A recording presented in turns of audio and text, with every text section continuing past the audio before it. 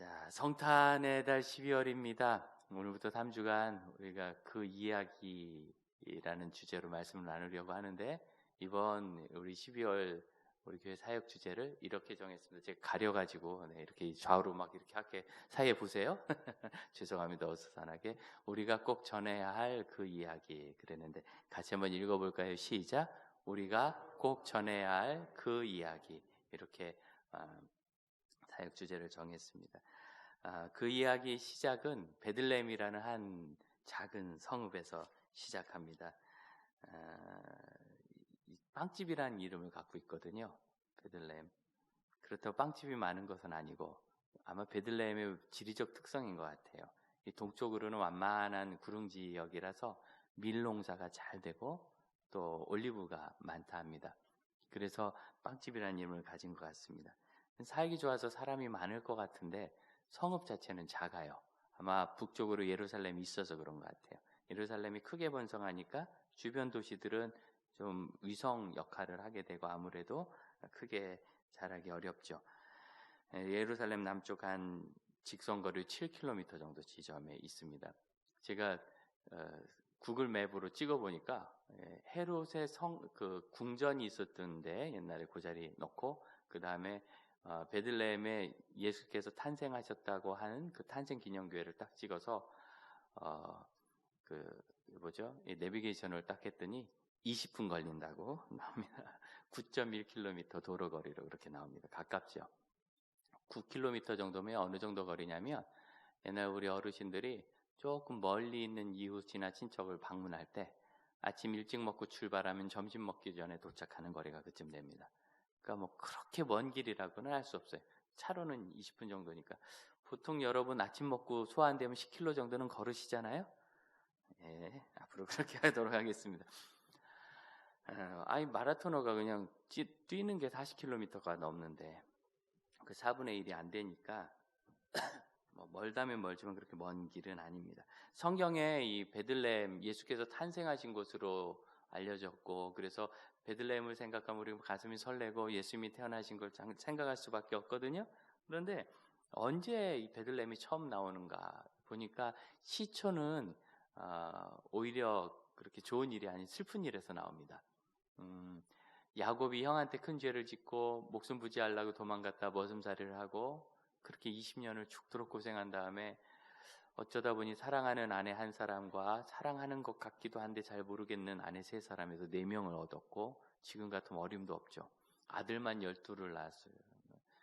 딸도 있습니다. 아이가 많이 낳고 재산도 크게 번성해서 이제 고향으로 내려오면서 그 베들레헴을 향하여 갈 때 그 당시 아브라함의 가족과 아브라함의 후예들은 더 남쪽 브엘세바와 그 근처 지역에 주로 거주했거든요. 그러니까 베들레헴에서 한참 더 내려가야 되는데 그 예루살렘 약간 북쪽부터 에브랏이라고 불렀어요. 에브랏은 좀 넓은 지역명입니다. 뭐 우리로 얘기하면 수도권 이런 이름이 되겠죠. 근데 에브랏을 좁게 얘기하면 옛날에 베들레헴 성읍이 되고 그 주변이 되고 좀 넓게 얘기하면 수도권 광역을 이야기하게 되는데 베들레헴으로 가는 길에서 에브랏에서 야곱이 사랑했던 아내가 그렇게 원했던 두 번째 아들을 낳다. 야곱의 12번째 아들 베냐민을 낳다가 산고로 목숨을 잃습니다. 다행히 출산은 마쳤거든요. 그 마지막 아이를 보고 한 말이 베노니였어요. 베노니는 슬픈 내 아들 이 뜻입니다. 내 슬픈 아들. 이게 라헬의 애곡입니다. 그래서 창세기 51장, 35장에 라헬의 애곡이 있는 땅으로 처음 베들레헴이 우리에게 소개되고 지금도 저는 못 갔는데 성지순례를 가면 예루살렘에서 출발해서 베들레헴으로 갈 때 제일 먼저 들리는 것이 라헬의 무덤이에요. 그래서 라헬의 무덤이라고 알려진 곳을 유대인들이 굉장히 중요한 자기들의 어떤 메모리얼로 생각하거든요. 그쪽으로 갑니다. 그 다음번에 성경에서 베들레헴이 중요하게 나오는 게 어딘가 봤더니 다윗의 조상인데 룻기 1장을 보면 엘리멜렉이 있습니다. 엘리멜렉이 베들레헴 사람인데 두 아들 아내 데리고 베들레헴에 가뭄이 드니까 유대 단지에 가뭄이 드니까 그 바로 맞은편이 사해고 약간 위쪽 요단강으로 건너가는데 하루면 건너가거든요. 그렇게 건너가서 맞은편 모압 땅으로 피해서 살다가 어쩌다가 며느리 둘을 얻었는데 자기 엘리멜렉도 죽고 두 아들도 죽어서 세 과부만 남았다가 결국 룻과 시어머니 나오미가 다시 베들레헴으로 돌아와서 베들레헴에서 정착해서 살아요. 그게 룻기 1장의 스토리입니다. 그래서 거기서 이제 엘리멜렉의 친척인 보아스와 게데온인이라는 고대 방법을 통해서 가까운 사람이 기업 무르기 해가지고 남편을 얻고 아들을 낳은 것이 다윗 왕의 할아버지입니다. 룻은 증조 할아버지가 되죠. 그래서 다윗 집안이 처음 시작한 것이 바로 룻으로부터. 왜 그러냐면 룻의 시아버지인 엘리멜렉의 집안을 이었지만 실질적으로는 룻의 아내인 보아스는 한 집안이긴 하지만 딱 그 계보는 아니거든요. 그래서 다윗의 조상이 보아스가 되지 엘리멜렉이 되지는 않아요. 그래서 이 보아스로부터 시작되는 다윗 계보가 이 베들레헴에서 시작됩니다. 어떻게 생각하면 이스라엘이 왕국으로 번영할 때 그 번영하는 시조 같은 역할. 다윗이 2대 왕이지만 실제로 다윗 때 이제 나라로서의 모든 기틀이 갖춰지거든요. 그 다음에 솔로몬 때 성전을 지으면서 비로소 이제 이스라엘 왕국의 자리를 갖추게 됩니다. 그런 소망이 시작된 곳도 베들레헴이에요. 그러니까 베들레헴은 시작은 통곡으로 시작해서 그 다음 보이는 것은 다윗 왕의 소망이고, 그리고 우리가 읽은 성경 6절을 보면 또 앞에 기억이 써 있는데 이 말씀을 성경 아래에 보니까 미가서 5장 2절에 나왔다 그랬죠. 미가서 5장 2절에 예언해 보면 베들레헴 에브라다야 에브라 땅의 베들레헴아 너는 유대국 조울 중에 작을지라도 내게로부터 이 세상을 다스릴 메시아가 태어날 것이다. 메시아 예언이 있어요. 그래서 메시아라는 어떤 한 나라에 국한되지 않고 전 세계 인류를 구원하는 위대한 출생의 예언이 베들레헴에 있고, 그리고 마태복음 2장에 드디어 예수께서 출생하는 장면이 나오는 겁니다. 어떻게 생각하면 베들레헴은 우리 인생 같지 않습니까? 인생이 올라갈 때도 있고 내려갈 때도 있잖아요.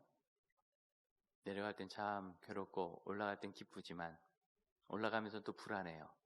언제 또 내리막이 나올지 모르고 내려가서는 어렵습니다. 이게 언제 끝날지 모르고 늘 우리 삶과 같은 곳이 아닌가. 그러면서 또 크지도 않아요. 좁게 보는 사람은 베들레헴의 인구를 300명에서 1000명 사이로 봐요. 저는 그거보다는 좀 넓게 보는데 조금 더 광역으로 봐도 수천 명 이상 커진다고 보기는 어렵습니다. 그래서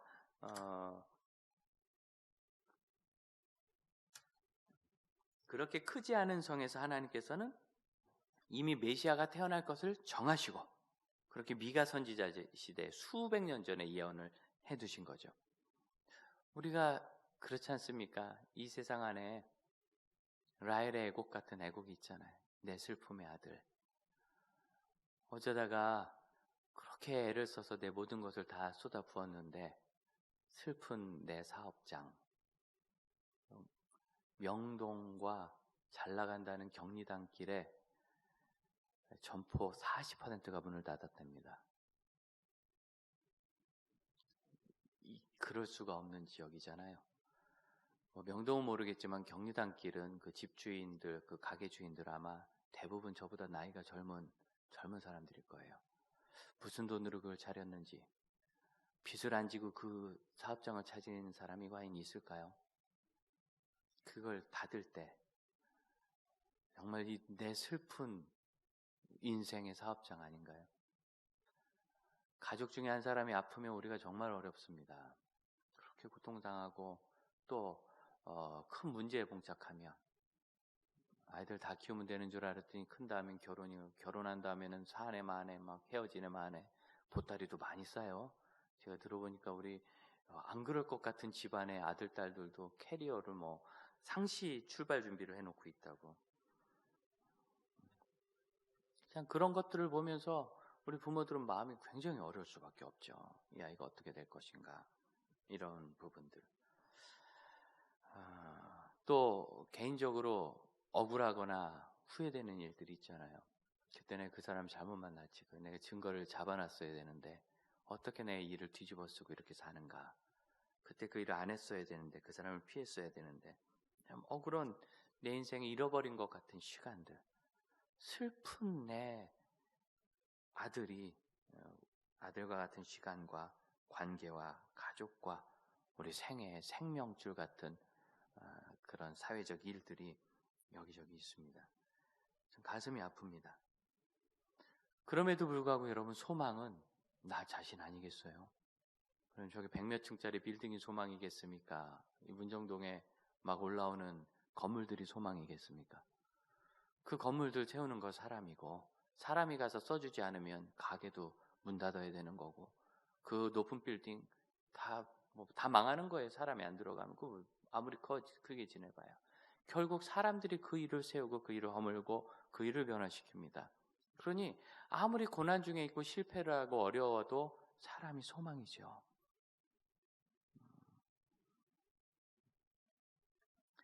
그래서 마치 우리와 같아요. 게다가 작아요. 늘 내가 작다 생각하지 않습니까?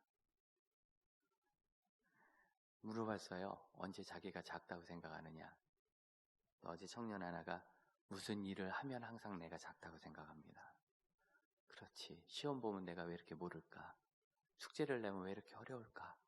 직장에 들어가서도 그냥 다닐 때 모르는데 기한 하나라도 하려면, 보고서 하나라도 쓰려면 왜 이렇게 나는 못하나? 무언 일만 하면 내가 참 보잘것없다고 생각이 돼요. 잘 모르다가 예수께서 태어나시기에 이 베들레헴이 적당하냐라고 물어보면 작다고 말할 거예요. 적절하지 않죠. 그런데 하나님은 그곳에 아들을, 구세주를 보내셨어요.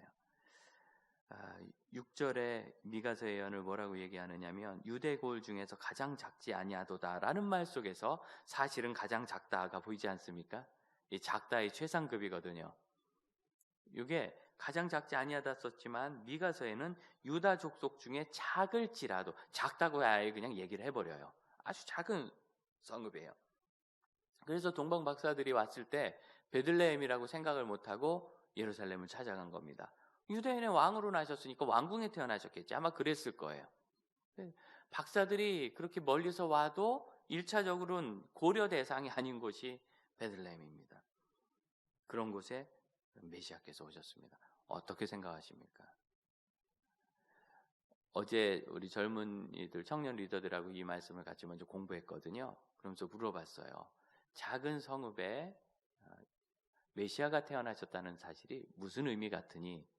그들이 두 청년이 대답하는데 똑같은 말을 다른 말로 해요. 똑같은 내용을. 근데 뭐냐면 만일 크고 번듯한 데 태어나셨으면 멋은 있겠지만 소외되고 연약한 사람들이 주님께 나가는데 어려움이 있을 것 같아요. 그런데 예수님께서 이름도 없는 무명의 성읍에 여관방도 못 얻어서 외양간에 적절한 아랫목도 없어서 구유에 그렇게 누이심으로 이 세상 누가 그거보다 낮은 곳이 있겠어요.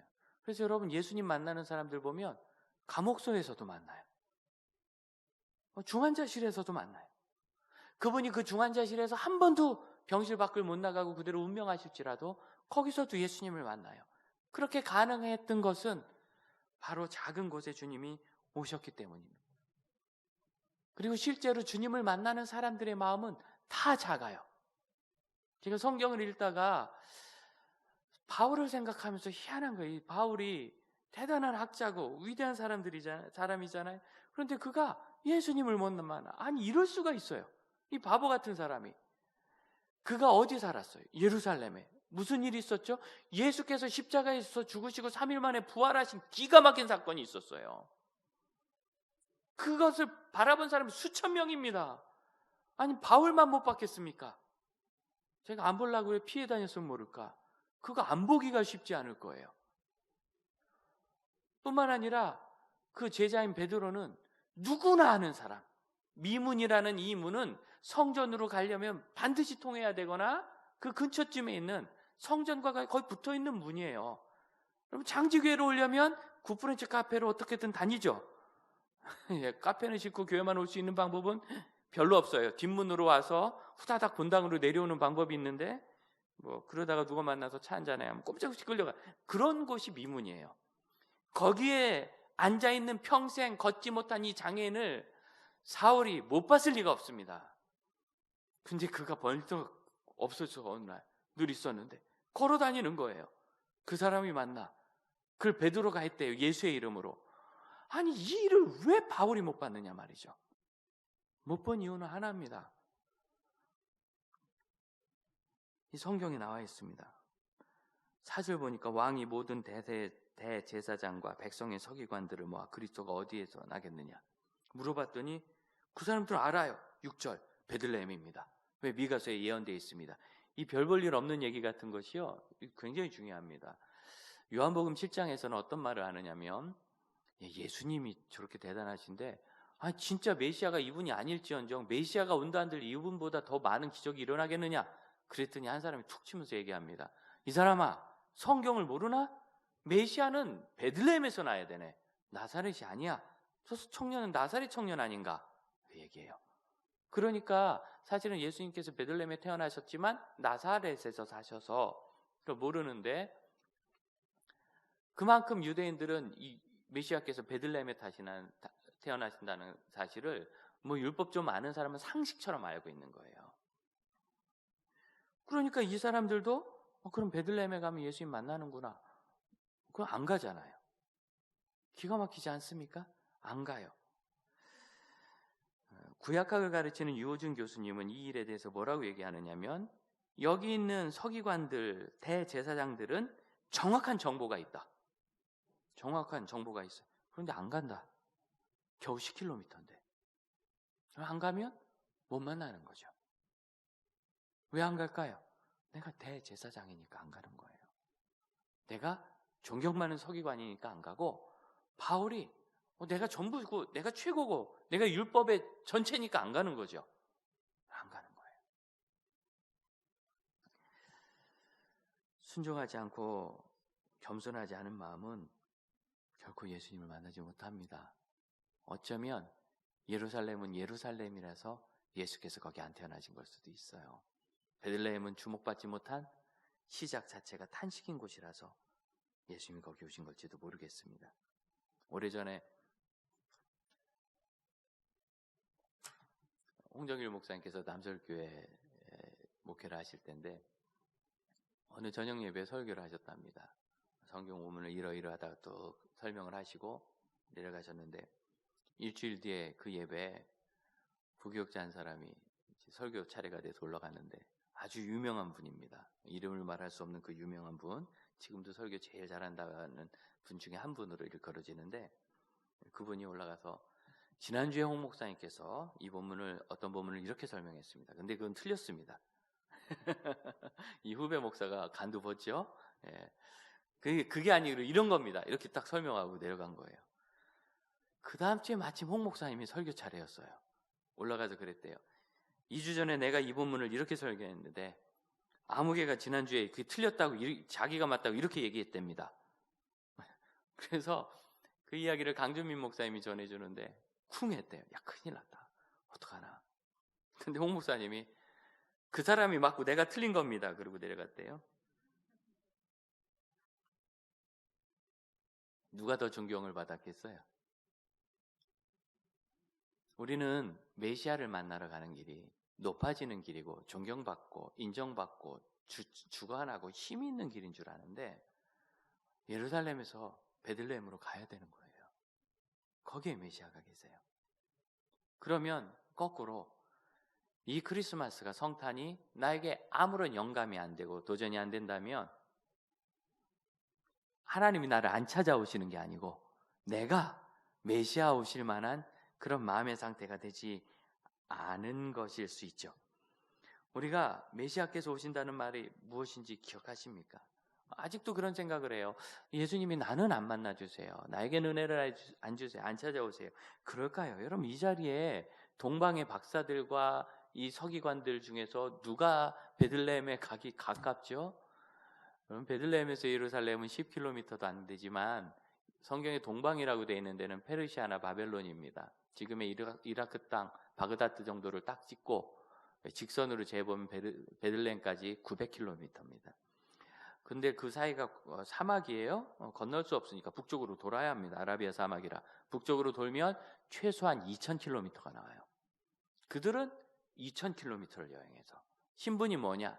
별을 연구하는 사람이다. 점성술사다. 어떻게 들으면 무당같이, 박수무당 같지만 이 당시에 점성술사들, 박사라고 일컫던 사람들은 지혜자들이었어요. 그래서 왕들도 그들에게 가서 조언을 구하고 그 말을 굉장히 중요하게 경청했고, 지금도 조금 저개발 지역에 가면, 특히 아프리카권이나 이런 이렇게 부족별로 생활하는 곳에 가면 부족의 지도자와 무당이 같아요.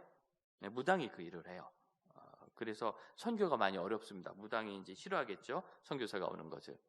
그러니까 이분들은 상당히 지위가 높고 인정받고 안정된 생활을 하는 사람들인데, 별을 보다가 어느 날 그 별이 자신들을 인도하는 것을 보고 무려 2000km를, 그 당시의 기준으로 보면 세계에서 뉴욕쯤 되는 바벨론으로부터 저기 어디 울릉도 구석 같은 베들레헴까지 2000km를 여행을 한 겁니다. 과연 이 박사들이 예수님이 찾아와서 만난 겁니까? 성경을 보면 이 박사들도 그렇고 들판의 목자들도 그렇고 하나님께서 사인을 주신 거예요. 들판의 목자들에게는 천사를 보내서, 이 박사들에게는 별을 보내서. 근데 그것을 보고 내가 이 바벨론, 왕이 태어나면 바벨론이나 아니면 로마겠지, 무슨 놈의, 이렇게 생각하지 않고 그냥 따라 나선 겁니다. 비록 그들은 높은 자리에 있었지만 겸손한 사람들이죠. 그래서 어거스틴은 뭐라고 얘기하느냐면, 이 박사들은 최초의 이방인 그리스도인이다, 이렇게 평가를 했어요. 멋있지 않습니까? 우리가 아는 이방인 교회는 안디옥 교회입니다. 다대행전의 최초의 이방 교회입니다. 그러나 그들보다 30년 앞서서 아직 십자가도 지지 않은 이 예수 그리스도를 보고 만왕의 왕으로 경배한 이 박사들이야말로 메시아를 만난 사람들이다 라고 어거스틴은 이야기한 겁니다. 그러니 여러분, 우리가 베들레헴이 된다는 이야기는 내가 일부러 낮아져야 된다는 이야기이기도 해요. 다 낮겠습니까? 이 중에 존경받고 주목받고 높은 분들도 계시지 않겠어요? 누가 무슨 일 한다 그러면 이렇게 알아주는 사람도 있지 않겠어요? 그것이 오히려 예수님 만나는 데는 도움이 안 될 수 있어요. 예수님 만나는 데는 우리가 이 세상에서 가지고 있는 자부심과 세상적 가치를 버리고 내려놓고 별거 아니게 여기고, 사도 바울의 말대로 배설물로 여겨야 예수님 만나는 마음이 되는 거지요. 낮은 곳으로 내려가야 베들레헴이 되는 겁니다. 거기 주님이 오시거든요. 그러니 여러분, 사도 바울이 언제 예수님 만나나 생각해 봅시다. 그가 다메섹이라는 곳으로 가다가 공문을 받아들고 군사들을 이끌고 다메섹에 있는 그리스도인들을 잡아 가두고 고문하고 죽이려고 가다가, 거기서 세상의 어느 산승성리로 오르다가 산길에서 예수 그리스도를 환상 중에 만나고 눈이 멀어버렸어요. 그래서 이제는 사람들을 이끌고 가던 사람이 다른 사람의 손에 이끌려가는 사람이 되었는데, 눈을 뜨고 있다가 눈을 감으면 그 얼마나 답답한지 모릅니다. 심심하면 우리 부부가 다정하게 한 사람 눈 가리고 있다가 손 붙잡고 가보세요. 저기 횡단보도 건너기 전에 부부싸움 날지도 몰라요. 두 분은 순해서 안 그럴 것 같은데 얼마나 답답하고 100m가 1km 같아요. 그렇게 답답한 길을 갈 때 거꾸로 생각해 보십시오. 다메섹 사람들은 얼마나 황당하겠어요. 소문 들었을 거거든요. 포악한 사울이라는 사람이 쳐들어온댄다. 이걸 피난을 가야 되나? 여기서 그냥 지키다가 박해당하고 순교당하는 게 하나님 뜻인가? 아마 복잡했을 거예요. 그런데 그 험한 사울이 눈 감고 와가지고 어디 다메섹에 있는 시몬이라는 제자의 집, 그가 저작거리에 있는 가죽 만드는 집이었거든요. 저작거리에 있는 집이었거든요. 상점이었거든요. 그 집에 가서 있을 때 이 시몬이 얼마나 좀 마음이 애매했겠어요. 얼마 전까지 공포에 질렸는데, 그렇게 죽이려 온다는 사람이 지금 눈 멀어서 우리 집에서 저렇게 기거하고 있는데 밥도 못 먹고 물도 못 마시고 그냥 기도하면서 끙끙거리고 있는 거예요. 이게 웃을 수도 없고 황당한 일입니다. 거꾸로 바울은 봅시다. 우리가 성경을 봤으니까 3일 뒤에 눈 떴으니까 괜찮지, 그가 이틀 지날 때 이게 이틀에 끝날지 20년이 갈지 200년이 갈지 알았겠어요? 하나님은 3일 뒤에 너 눈 뜬다고 가르쳐 주신 거 아니니까 아마 인생이 끝난 것 같았을 겁니다. 지금처럼 시각장애인들 무슨 인권이나 이런 거 있는 것도 아니고요. 그 당시에 장애인들은 천형으로 여겨져서 그냥 버림받았어요. 참 안타깝게도. 얼마나 그가 절망했겠어요. 그때 예수를 만난 겁니다. 그의 마음이 베들레헴처럼 낮아진 그때 만난 거예요. 우리가 낮은 마음을 갖는다는 거, 이거는요 머리로 아는 것이 아니라 몸으로 아는 겁니다. 여기에 헤롯은 그 소리를 듣고 3절을 보니까 소동했다. 이 소동이라는 단어가 번역하기 좀 애매한데 최근에 이 소동을 나타낼 수 있는 참 좋은 우리말이 나왔어요. 그 말로 번역하면 예루살렘이 듣고 멘붕에 빠진지라 뭐 이렇게 말할 수 있어요. 멘붕이라는 단어입니다. 느낌이 오십니까?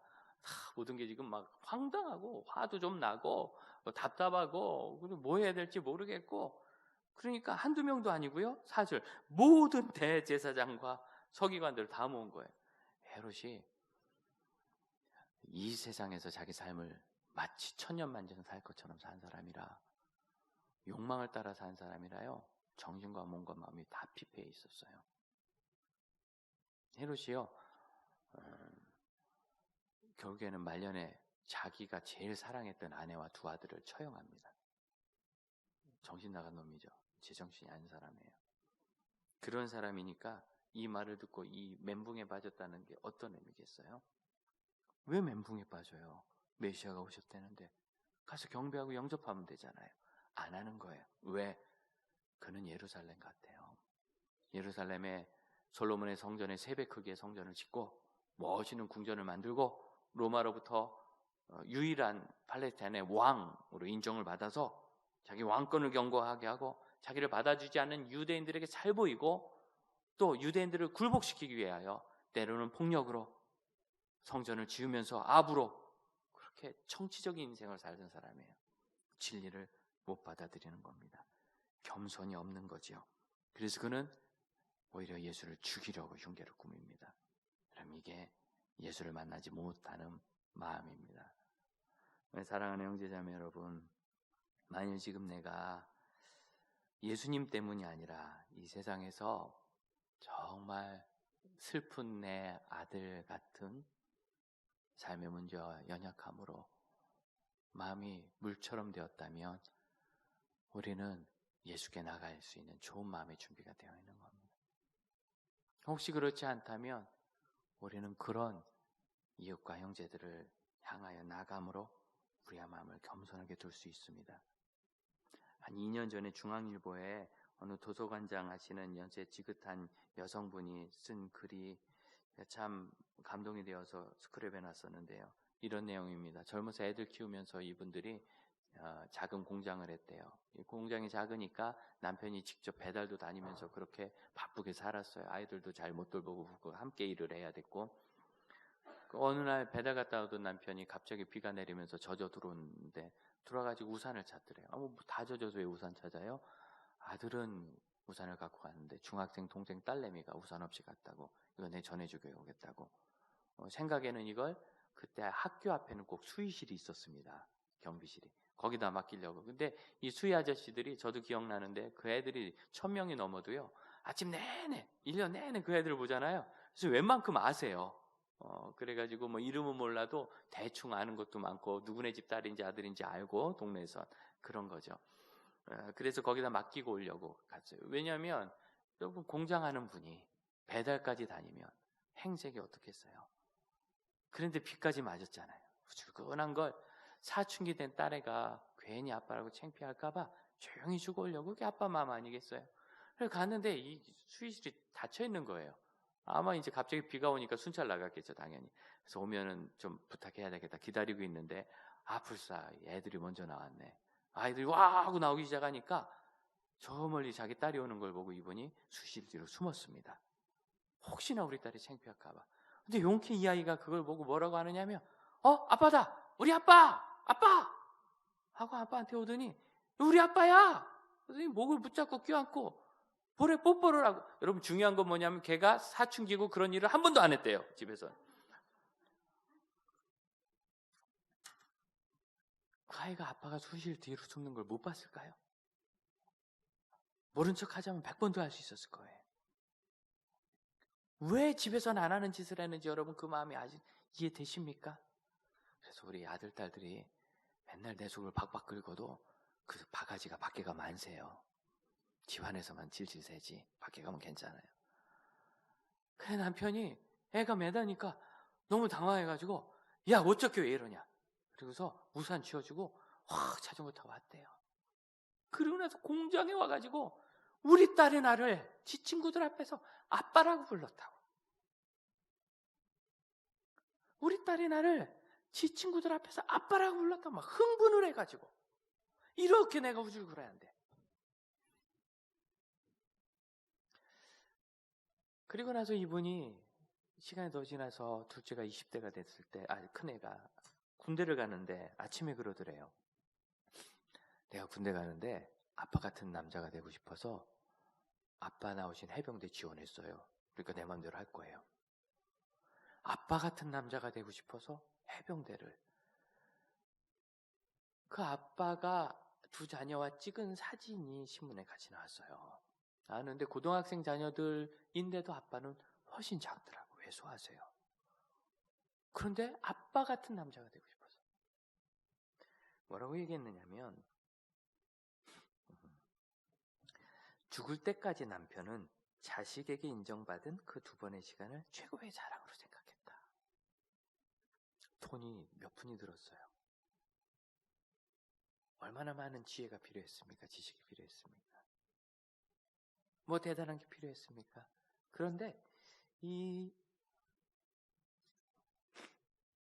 두 자녀는 아빠의 평생의 가장 큰 효도와 용기를 준 거예요.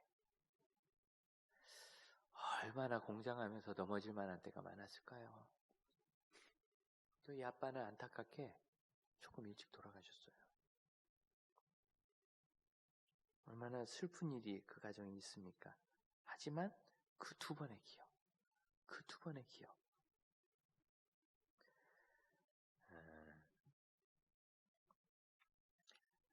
위대한 왕이신 예수님을 만난다고 해서 높은 데로 가는 것은 아닙니다. 낮아지는 마음이 없으면 우린 베들레헴에 못 갑니다. 오해하면 안 돼요. 하나님께 가는 길이 높아지는 길인 것으로 착각하면 우린 결코 거기 도착하지 못할 겁니다. 우리는 누군가의 인생을 바꿀 대단한 일은 하지 못하겠지만 누군가의 인생을 바꿀 결정적인 변화의 작은 바람은 될 수 있어요. 그냥 2년 전에 성탄 설교를 하고 칼럼을 쓰다가 갑자기 생각나서 맞구나 그랬더니 한번 말씀드린 적이 있습니다. 제 시골집은 예배당까지 20km가 넘는 집이었어요. 그것도 산을 넘어가야 10km고 평평한 길로 돌아가면 14km 좋게 됐어요. 저희 할머님이 집사 때 권사 때 그 산을 넘어서 예배당을 주일마다 가고 그랬습니다. 가셨는데 옛날에는 성탄절이 되면 새벽송 찬양대라 그래가지고 새벽에 집 앞에서 고요 한번 거룩 한번 찬송가 2번씩 부르고 인사하고 축복하고 뭐 간식 좀 받아다가 주일학교들 나눠주고 뭐 그러지 않았습니까? 그 새벽송 찬양대를 한다고 그 먼 데로 온 거예요. 이분들이 야밤이니까 산은 못 넘고 캄캄하잖아요. 그래서 큰 길로 14km를 돌아서 와가지고 그게 너무 신기해서 제가 그거 보고 싶어서 꼭 보겠다고 한 번도 못 봤어요. 자서 저는 한 번도 못 봤어요. 아침에 일어나 보면 왜 나를 안 깨웠느냐고. 그럼 어머님이 늘 하시는 말씀, 깨웠다. 못 일어나더라. 아마 세게 안 깨웠겠죠. 세게 깨우시고 찬물 갖다 벗으면 저도 깼을 텐데. 근데 그냥 좀 흔들어. 야, 성가대 갔다 찬양대 갔다 그래도 아니라니까 그냥 내비두신 거예요. 그게 부모님 마음 아니겠어요? 교회도 안 가는 것이 그런 건 뭘 보려 그래. 뭐 이런 거겠죠. 그래서 아침에 일어나 보면 왔다 갔다 했는데 틀림없이 왔다 간 것 같긴 해. 왜냐면 과자가 없어졌어요. 그 소중한 과자가. 우리 아버님이 드셨을 리도 없고 우리 소가 먹었을 리도 없는데 없어진 거 보니까 찬양대가 온 건 맞아요. 마당에 나가보면 처음 보는 발자국들이 보통 너댓 명이 왔다는데 우리 집에는 처음 보는 발자국들이 이렇게 있으면 내 것 해봐요. 이거 내 것도 아니고 우리 아버지 것도 아니고 틀림없이 누가 왔다 가긴 했구나. 그 먼 거리를 성탄 2부 예배가 마치자마자 그 밤에 그분들은 바로 출발하는 거예요. 떡국 한 그릇 먹고 바로 출발해서 그 4시간을 걸어와가지고 그 시골 마을 산골짜기에 정말 산골짜기에 있었어요. 저희 집은 외딴 곳에 거기까지 와서 찬송가 부르고 그리고 이제 추우니까 데워놓은 감주 한 사발씩 드시고 다시 그 길을 되짚어 가야 그 다음날 크리스마스 예배를 드리는 거예요. 저는 그분들도 만나고 만나지 못하고 찬양도 들은 적 없지만 제가 2년 전에 이 이야기를 하다가 그때 깨달았어요. 야, 나 같은 놈이 이 게임 중독에 빠졌던 중학교 3학년짜리가 어느 날 우연히 집회 갔다가 예수님 얘기 듣고 영접한 이유는 그때 그런 일을 만났기 때문이구나. 그때 그런 일이, 그 일이 저를 예수 믿게 한 건 아니지만 나중에 제가 예수님에서 들을 때 거절감 없이 하나님은 사랑이시고 예수께서 당신을 사랑한다는 얘기를 그 말도 안 되는 얘기잖아요. 그게 믿긴 이유는 바로 그런 저의 과거에 저도 잊었던 감성이 남아있기 때문이 아니겠는가. 그때 생각했어요. 여러분, 오늘 하나님은 낮은 것을 돌아보셨습니다. 믿으시기를 바랍니다. 그리고 우리가 사울처럼 겸손해지는 것을 두려워하지 맙시다. 그 일은 우리를 하나님께로 가까이 보낼 거예요. 또한 우리가 낮은 곳으로 간다 그래서 늘 실패한 것을 돌아보는 게 아니고요. 그 일은 하나님께서 부르신 예수님 만나는 길로 가는 거예요. 하나님 만나는 길. 이전에는 귀로만 들었더니 내가 이제는 눈으로 보았습니다. 큰 고통을 통과한 욥은 그렇게 간증했습니다. 이 박사들이 메시아에 대해서 별만 연구했는데 이제 이 메시아를 만나지 않았습니까? 하나님을 더 잘 알고 하나님과 더 깊은 관계가 되는 것.